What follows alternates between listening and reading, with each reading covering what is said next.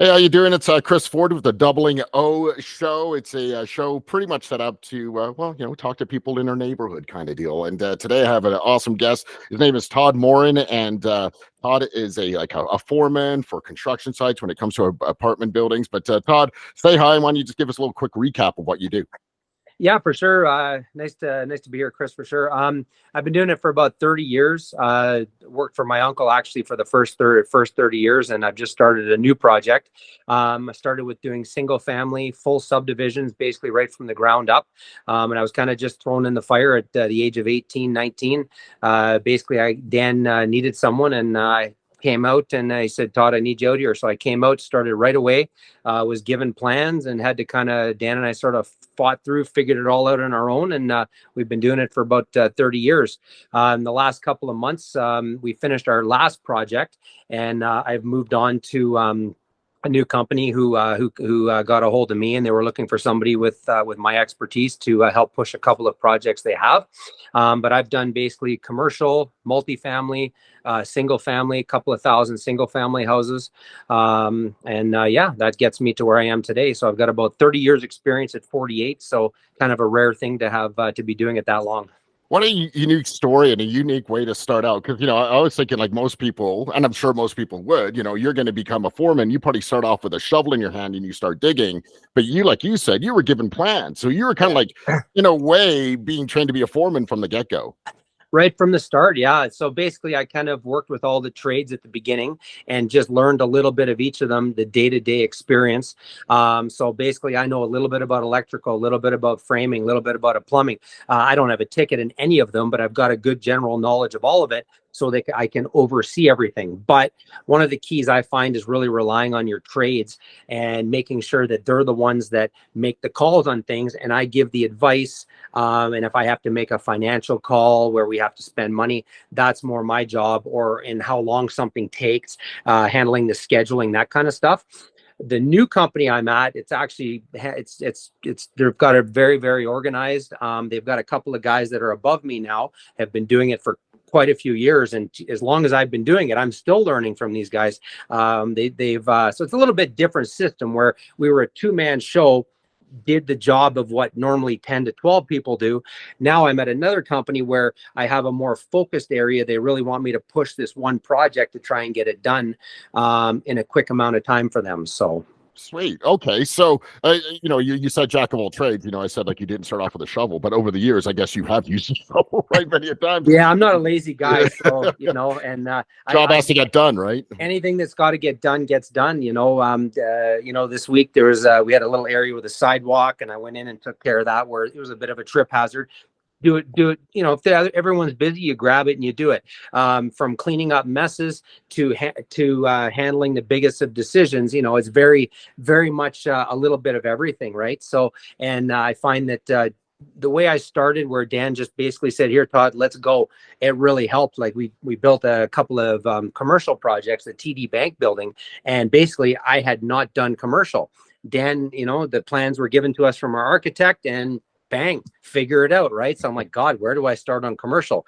Piles in the ground, footings on top of piles, completely different to single family, but I figured it out, got it done in, I won't say record time, but it was done pretty fast. So, those kind of things. But yeah, I find that trying to figure things out on your own is a good way of learning.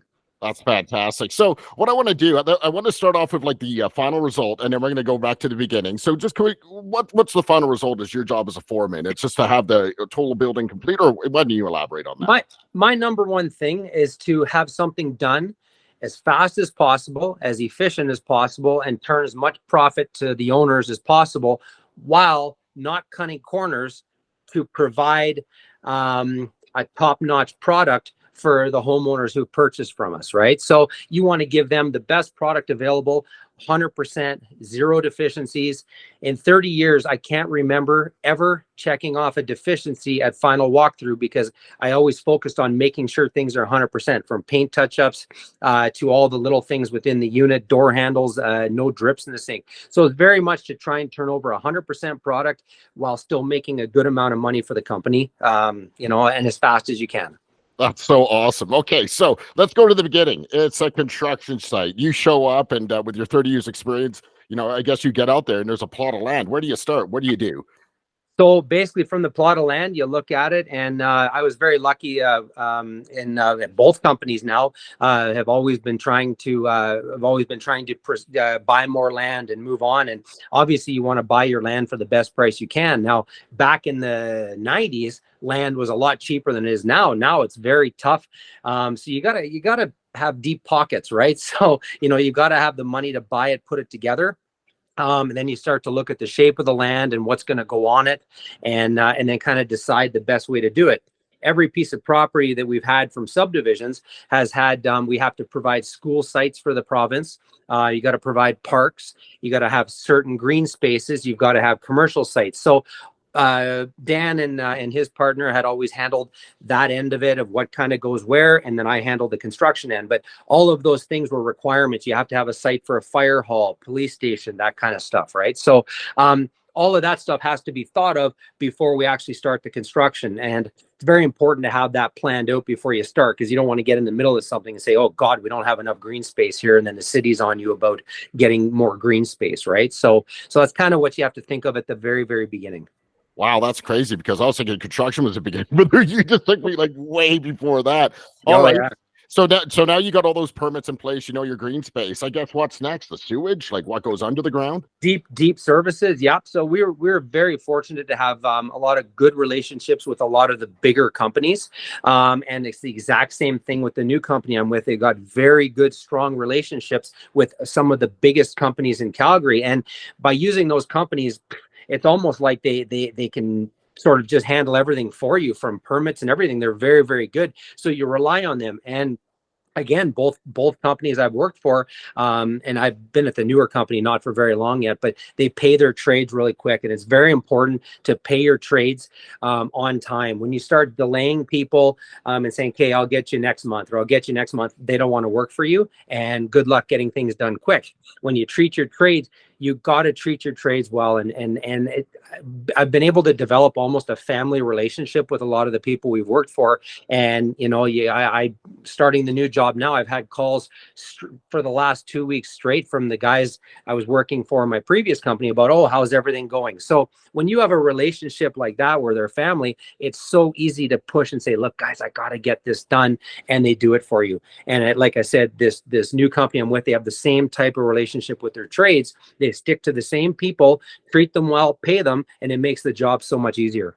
So you got people doing the construction, and and like you said, it's all about relationships. And I guess 30 years, you probably got some really stellar relationships. You pay them, like as you say. Yeah. So yeah, you're getting all the sewers done. You're getting like where the parking might go if there's underground parking. Then you start to build up. Not so much off topic, but have you found anything neat or really interesting when you're doing the digging on sites? The last building I finished for my previous company, we actually found a car, and I don't know the age of it because it was pretty rusted, but it was buried under where we were going to start. So we started digging the hole. We got down, and there was this full car, had to have been a 1960s type model. Now, first thing we thought, it was like, God, hopefully this wasn't some sort of crime where this was put there. So we called the police and said, look, what do we do with this car? They came and checked it out, and it didn't look like it was that. It was an old car that had been crushed, and it must have just got mixed in with the fill. So when we had the big machines in, the earth movers and stuff like that, doing the subdivision at the very beginning, it must have got buried there. But it was neat. It was an old God, I can't remember that. I think it was an old Pontiac or something, but it was old, and it was pretty cool to see that. I think I had pictures of it, but when we started that, it was almost around the time before you started getting a lot of pictures on your phone. So I think I had an old film with the pictures of that on it, right? So, but yeah, it was pretty cool. That is fantastic. So no dinosaur bones or anything like that yet.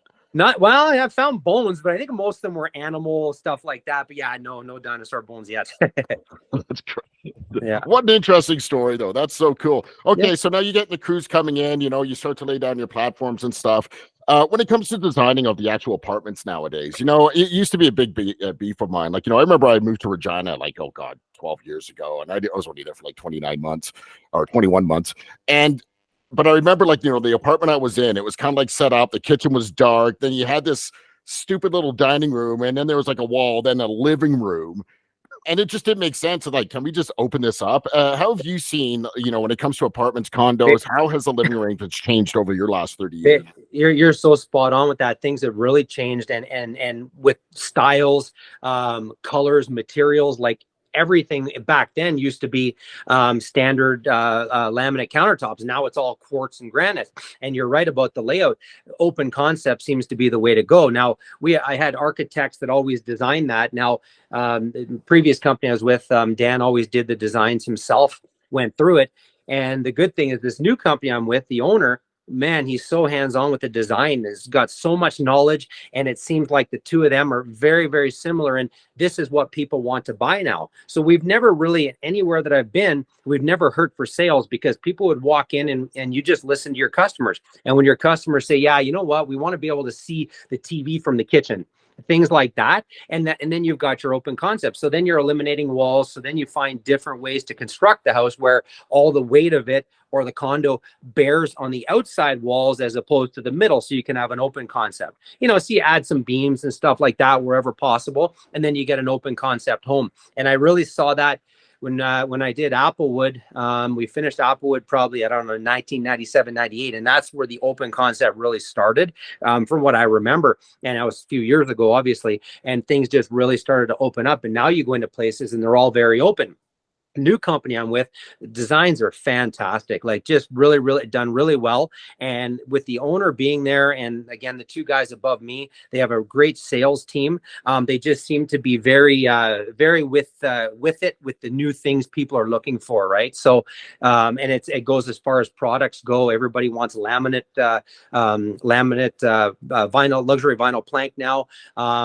They want maintenance-free stuff. They don't want it where you're having to paint your carpet and stuff where it stains. You don't have to paint and touch up your cabinets. They're very durable. So we see a lot of that kind of stuff where people want maintenance-free. People don't want to go home and have to do work. They want to go home and just enjoy the place they purchased.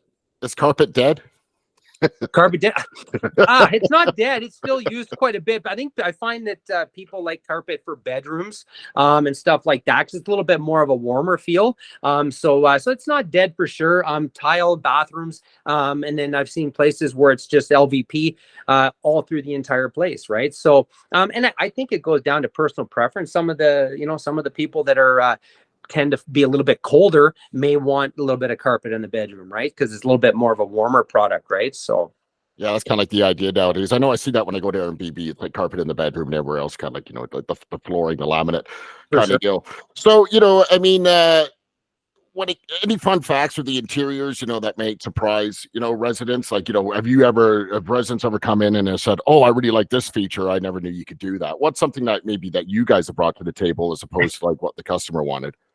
Some of the newer stuff, like I'm finding now, people are pretty surprised that we're putting air conditioning in all of the multifamily units, right? Like I think I would say air conditioning was probably something that was strictly for houses for years, right? And you would put part of your in condos, you have corridor pressurization, so you got two rooftop units, and what that does is it blows air into the corridors, so it feeds into the suites through the transfer ducts. It gives you some airflow, because in condos you don't have a furnace, right? You have basically hot water heating and stuff, so that puts fresh air in the units. Now by adding air conditioning in these units, you all of a sudden you've added something that condos, except for the very high end buildings, always had air conditioning. Now you're starting to see them in the more normal range price stuff, right? So I think a lot of people are surprised they're getting air conditioning as an option now.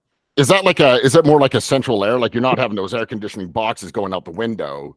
No, this is more of it's called a mini split system, right? So basically there's a little there's a standalone unit out on the balcony, and it runs in just like an air conditioning unit. So it's got a 1.5, 2-ton unit sitting on the decks, and then you'll have lines that feed in, and then you could have a 1-head or a 2-head system. So you could have one screwed to the wall in the bedroom, and then you could have another one in the living room. A lot of cases, one is good enough, right? And it basically blows out just as though it's almost like as if you have a furnace attached to the ceiling, but it's not for heat, it's strictly for air conditioning. So it's called a mini split system, and they're very efficient. Yeah, so like when people are moving in now, they got everything. They got their central air, their air conditioning. Like you said, they don't have to do maintenance on these condos or anything like that. No, they're very low maintenance, and you know, it's the new company I'm with now. It's God, they put fantastic TV backing in and stuff. So, because most people like to screw their TVs to the walls now, stuff like that. It's almost where you're just trying to think of everything people would want and just include it right at the beginning, or at least have it as an option, right? Whereas it's not an afterthought, and people say, "God, I wish I thought of having TV backing there." It's already done, you know. So, very much thinking ahead, being proactive on a lot of this stuff. When it comes to buyers nowadays, like are people buying these condos before they're even like before construction started, or are they buying it throughout? God, the last couple of years, it's just weird with interest rates going up. I don't know if it's almost panic buying where people are saying, God, we better buy something. These rates keep going up to try and get in the market, right? So, the building that I'm actually that I just finished, that whole thing sold out in like a month and a half. And a lot of companies, a lot of the purchasers were from Toronto. So in Toronto, people make a deal, you know, they got good incomes and they'd like to have rental properties or some other type of something for down the future, right? And you can't afford to buy them in Toronto because it's $1 million. Well, something that's $1 million in Toronto right now is $300,000 in Calgary. So God, you can almost buy 3 condos in Calgary for 1 in Toronto. That's if you can find one in Toronto or Vancouver, same story. So we're finding a lot of people from Vancouver, Toronto calling us and saying, geez, we want one. They don't even come out. They just call, buy it, don't even come out to Calgary, and then just trust that it's going to get taken care of, right? And yeah, it's really and then we're still getting the people in Calgary that are trying to buy. Everybody in Calgary is trying to buy houses, buy condos, that kind of thing. And I know the sales that again, both companies have just been fantastic, right? I think it's starting to slow down a little bit, but I don't think it's not long term. I think it's going to be a little bit of a slowdown, and it'll probably pick back up again. So. How long could a buyer be waiting sometimes? Like, they might be like, okay, yeah, we bought this corner lot. We've seen the plans. We've already bought it. But Yep. are they sometimes waiting 2-3 years before they can actually move in? So a condo building is, you're about from the beginning planning stage is, 9 months to a year and a half, kind of somewhere in there. Once you have plans, just depending on if some of it's through the winter always slows you down a little bit. Single family construction. Right now, the biggest challenge we're having in all aspects is getting material and getting people to do the work. There's a shortage of labor, and it's not the people that have gone to school and have the tickets. It's the people that are just starting getting into the trade, right? So it would be nice to get some younger people starting to get interested into it and realizing that, hey, I can go to U of C and I can try and become a doctor, an accountant. Well, a few years ago, there was a big push. Everybody was saying, well, dentist is the highest paid salary. It was a news article that came out, and everybody got into that. Now you see a lot of dentists around. Kind of would be nice, like the painter. I've had the same painter. I had the same painter in my previous job for 30 years. God, he's got a huge house, makes a good living, 3 vehicles. Like, there's a lot of money in the trades. Now there's ups and downs. You get times where it slows down a little bit, so you got to save for that kind of stuff. But in general, Calgary has been pretty steady, other than I think 2008, 2011 are the 2 times I remember we had a slowdown. But it's been really steady. There's a lot of money in it. People can make. It's just I think it just needs that push from the parents and stuff, saying, "Hey, why don't you get into the trades, right?" And a lot of the stuff, the schooling and stuff's paid for by the companies you work for. So it would really take a lot of the ease off if we could get more people in, help us get things done quicker, if more people got into it.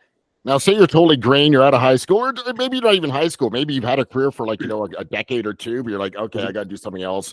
My line of work's dried up. If you want to start your green, just go to a construction site. Is it kind of like dropping off your resume kind of thing and going, look, I can use a shovel? Is. We don't like people coming right to the site and walking through the fence for safety reasons, but by all means, you can always walk up to a site and just say, look, I got a question. What do you need done here? What's there a shortage of? And right now there's a shortage of framers, especially the laborers first, second year. There's a shortage of electricians, shortage of plumbers, shortage of HVAC guys, shortage of siding people, drywall. Right now, there's a shortage of drywall products. So there's a shortage of material, shortage of people, and all that does is drive the costs up and slow down production. So that's the one thing I like about the new company I'm with now.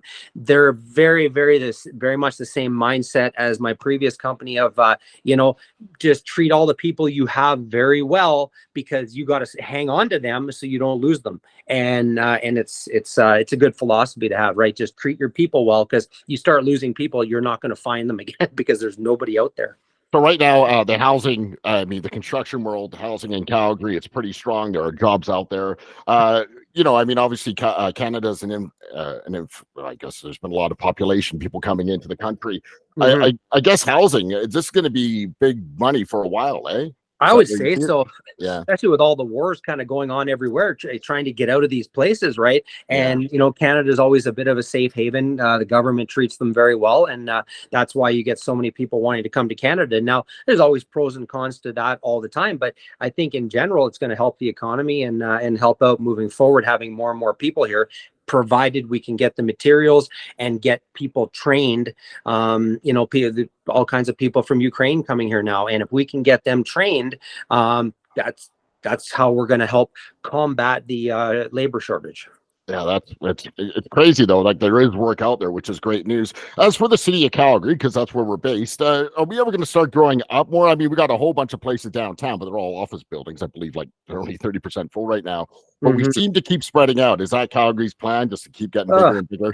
I think the city of Calgary like to see more stuff. And again, I'm just kind of going on my own opinion from what you hear. They'd like to see a little more growth upwards, and the word urban sprawl, which they say is kind of spreading outwards. I think you got to have both, a good mix of both. It's nice to have more buildings and stuff centralized around downtown. You get less vehicles on the road. People could take the transit to work, that kind of stuff. With the LRT pushing slowly outward, I think eventually, obviously, where it's inevitable that we meet up with Chestermere and Airdrie at some point, at least Balzac for sure heading north, right? So 100%, it's got to go both ways. There's just too many people coming to Calgary where we can't just say, okay, we're only going to go up downtown. Well, a lot of people don't want to live in an apartment downtown. You're not going to force them to, or they're going to start moving to Airdrie. Well, in order to keep the property taxes paid to the city of Calgary, we don't want to start losing too much population. So they've got to okay subdivisions moving out, and I think the city has come up with a good plan for that, to try and keep it going both ways, right? So I think developers need to keep the pressure on the city to say, look, we'll buy properties downtown and keep going up. You've got to let us spread out. It's impossible to just build right around downtown. It's the costs are too high when you got to rip down 30 houses to put up another 30. It's not no company's going to just do that. Yeah, Todd, I thank you so much for this. You've taken us like through the beginning of construction, all the things that involve. You will. Just a couple more things before I let you go. Yep. Actually, I'm going to ask you this one first.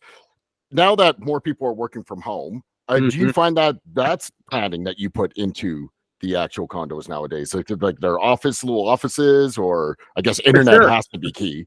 For sure. They're seeing so many more buildings now with like live work units, where the city has approved live work units. And there'll be like a main floor unit where someone can walk right up to a balcony or a home. So you do see a lot more of that. Plus, rent in a lot of the commercial buildings is sky high. And a lot of that is, carbon tax, higher bills, higher property taxes. So basically, to rent in a commercial building now, or to have a lease, it's extremely expensive now. And if you don't have a business generating enough cash flow, you have to start doing things from home. So you'll see a lot of hairdressers or people. It's funny because one of our engineers yesterday, I needed an answer, and he strictly worked from home now. I called him and I answered right away, nice and quick, got an answer right away. Whereas when they're in the office, you don't always get an answer right away. It takes a bit longer. So I think it's a bit of a comfort thing. My brother-in-law actually works. He works from home now. He's an engineer. He's in North Bay, Ontario, and does his entire job from home now. He doesn't go into the office, and he's still just as productive. And I think he finds he's a little more productive because you have a little bit more freedom. You're not stuck behind a desk in this one area. So I'm on board with the work from home thing. So, I mean, really, if you have enough condos around, I mean, in a different kind of way, people working from home, what about like coffee shops and stuff opening within the condos? Is that happening now too? Yeah, like okay, so this new building that I'm working on now, there's a whole clubhouse area with a putting green. There's a coffee space. Todd and green cheese. Yeah, it's kind of cool, right? And Yeah, they're putting yeah. this in, and it's, it's something that I guess you got to start offering more and more to people to keep, to get that sale over some of the competitors, right? And by having this all these extra options, it's just one more thing to entice people to come, right? There's a little gym, a little clubhouse area where people can meet and talk. You could handle your internet stuff, some of your business calls down there. Very, very, it's a very, very modern, right? It's a new way of new way the world's going, eh? So yeah, like each building having like their own little convenience store. That is so that's really cool. One more thing before I let you go. With all the tradespeople that you have working and stuff, can you give us a story of like where you've seen like different tradespeople work together to complete a job? Any good heartfelt stories there? Or you know what? I've always found that by having a team of guys, you do get people really, really helping each other.